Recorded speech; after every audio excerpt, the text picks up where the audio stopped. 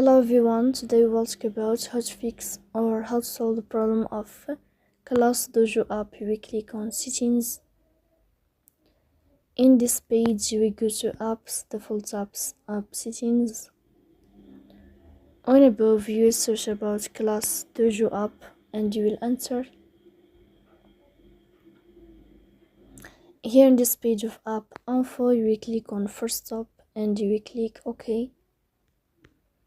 Here you will enter to the window of storage. Then you will click on clear cache.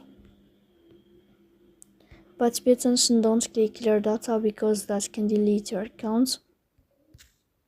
Here you can turn off your Wi-Fi and you can turn on your Wi-Fi again to fix that problem.